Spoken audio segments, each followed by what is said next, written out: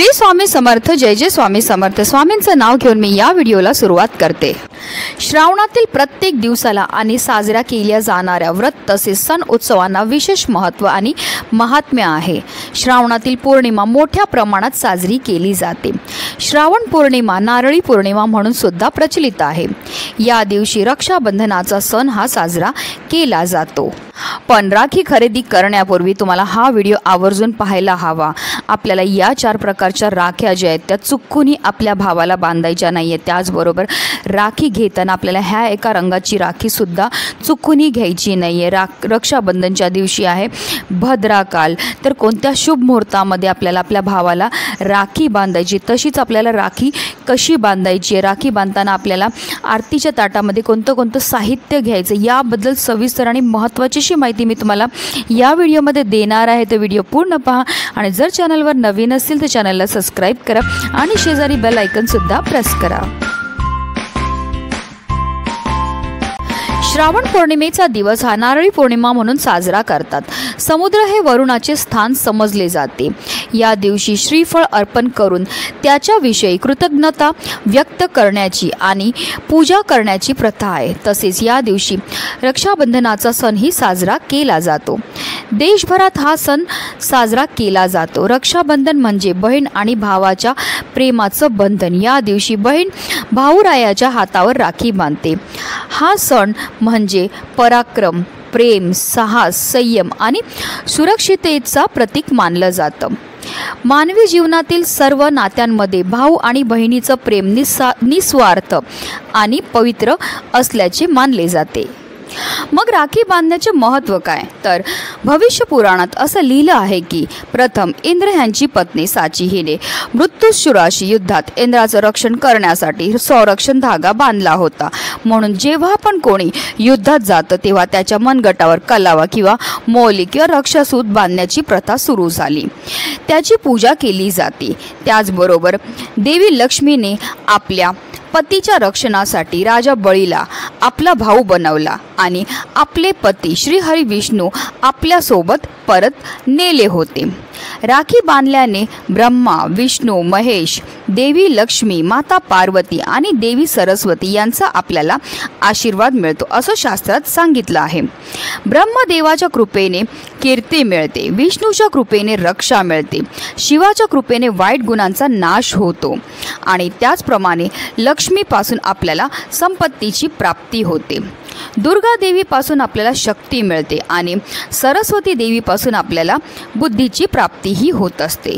शास्त्रानुसार रक्षाबंधन एक पवित्र आणि शक्तिशाली बंधन आहे। त्यामुळे मनाची शांती आणि पवित्रताही कायम राहते आणि वाईट विचार हे माणसाच्या डोक्यामध्ये अजिबात येत नाही। त्यामुळे ते चांगल्या मार्गावर राहतात आणि म्हणूनच आपल्या भावाच्या संरक्षणाकरता प्रत्येक बहिणीने आपल्या भावाला राखीही बांधायची आहे।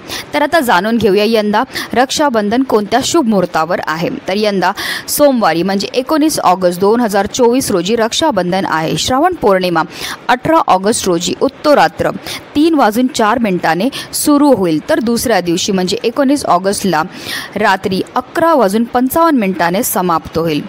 रक्षाबंधनात विधिवत शास्त्रीय पद्धतीने बांधलेली राखी शुभ मानली जाते। शुभ कालावधीत मंगलमय वातावरणात श्रद्धापूर्वक प्रार्थना करत भावाला बांधलेली रक्षासूत्र एक कवचाप्रमाणे काम करते। पंचांगानुसार रक्षाबंधनात राखी बांधण्यापूर्वी भद्रकाळ पाळला जातो, कारण तो अशुभ मानला जातो। त्यामुळे या अशुभ मुहूर्तावर भावाला राखी बांधली जात नाही।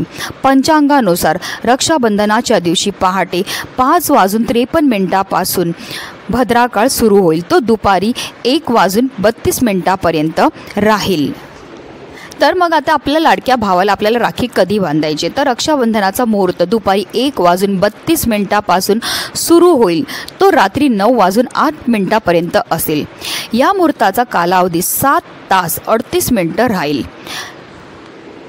रक्षाबंधनासाठी दुपारचा मुहूर्त 1:43 पासून ते संध्याकाळी 4:20 आहे। हा कालावधी 2 तास 38 मिनिटं इतका आहे। त्याचबरोबर रक्षाबंधनाचा प्रदोष काळाचा जो मुहूर्त आहे तो संध्याकाळी 6:56 पासून ते रात्री 9:08 आहे। आता बहिणींनी राखी घेताना कोणत्या चुका टाळायच्या त्या आपण पाहूया। बहिणींनी राखी घेताना अशा प्रकारच्या राख्या चुकूनही घ्यायच्या नाहीत ज्यामध्ये अशुभ प्रतीक दर्शवणारे चिन्ह असतील। अशा प्रकारच्या राख्या ज्या आहेत त्या अशुभ मानल्या जातात। राखीमध्ये कधीही देवांचा फोटो नसावा। त्यामागे कारण असं आहे का जेव्हा बहीण आपल्या भावाला राखी बांधते तर ती राखी जी आहे दीर्घकाळपर्यंत असते। अशा वेळी राखी कधी कुठे पडली किंवा चुकून हातातून सुटली तर त्यामुळे देवी देवतांचा अपमान होतो आणि त्यामुळे आपल्या भावाला उलट दोष हे लागण्याची शक्यता असते। त्यामुळे चुकूनही कोणत्याही देवाचे फोटो किंवा चित्र असलेली राखी आपल्या भावाला बांधायची नाही आहे। त्याचबरोबर राखी घेताना आपल्याला व्यवस्थित पाहून घ्यायची, ती कुठेही तुटलेली किंवा खंडित झालेली नसावी। अशी राखी आपल्याला चुकूनही विकत घ्यायची नाही आहे। त्याच्यातला एक धागासुद्धा वेगळा झालेला नसावा। जर अशा प्रकारची तुटलेली किंवा खंडित झालेली राखी जर आपण आपल्या भावाच्या मनगटावर बांधली तर त्यामुळे आपल्या भावाच्या आयुष्यामध्ये अनेक प्रकारच्या समस्या संकटही येण्याची शक्यता असते। त्यामुळे ही चूकसुद्धा तुम्हाला चुकूनही करायची नाही आहे। त्याचबरोबर भावाला चुकूनही काळ्या रंगाची राखीही बांधायची नाही, कारण काळा रंग हा अशुभ मानला जातो। आपल्या हिंदू धर्मामध्ये कोणत्याही शुभ कार्यामध्ये काळा रंग हा वर्ज्य मानला जातो। या रंगाची राखी जर आपण आपल्या भावाला बांधली तर त्यामुळे त्याच्या आयुष्यामध्ये नकारात्मकता वाढू शकते। त्यामुळे अशा प्रकारची राखी जी आहे चुकूनही आपल्या भावाला आपल्याला बांधायची नाही आहे। त्याचबरोबर तुम्हाला राखी घेताना कोणतेही अशुभ चिन्ह असणारे, ज्यामध्ये बऱ्याचदा लोकांना सवय असते कोळी, कार्टून, त्याचबरोबर विचित्र दिसणारे पशुपक्षी, त्याचबरोबर प्लास्टिकच्या राख्यासुद्धा चुकूनही आपल्या भावाच्या मनगटावर आपल्याला बांधायचे नाहीत। त्यामुळे आपल्या भावाच्या आयुष्यामध्ये अशुभ परिणाम होण्याची शक्यताही होत असते।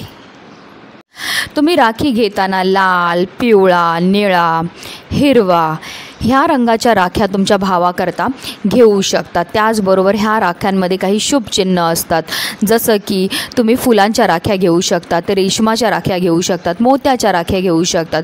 अशा तुम्ही राख्या घ्या जेणेकरून तुमच्या भावाचं कायम कल्याण झालं पाहिजे, त्याचं कधीही अहित झालं नाही पाहिजे ह्याची काळजी प्रत्येक बहिणीने घ्यायची आहे। आता तर आपल्याला रक्षाबंधनची तयारी कशी करायची आहे, कशी आपल्या भावाला राखी बांधायची त्याबद्दल जाणून घेऊया। तर आपल्याला रक्षाबंधनच्या दिवशी सकाळी लवकर उठायचं आहे, स्नान वगैरे करून घ्यायचे आहे, आपल्या घरच्या देवांसमोर सर्वप्रथम दिवा हा प्रज्वलित करून घ्यायचा आहे आणि त्यानंतर आपल्याला देवपूजाही करून घ्यायची, आपल्या आराध्य देवतांची पूजा करायची, आपल्या कुलदेवीचं नामस्मरण हे आपल्याला आवर्जून करायचे, त्यांचे आशीर्वाद आपल्याला घ्यायचे आहेत।